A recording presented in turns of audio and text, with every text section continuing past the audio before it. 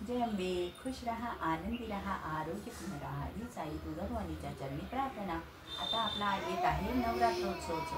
तर नवरात्र उत्सवामध्ये आपण सगळ्या स्त्रिया अगदी नटून थटून आईच्या सेवेसाठी, आईच्या दर्शनासाठी मंदिरांमध्ये जात असतो, तिची सेवा करत असतो।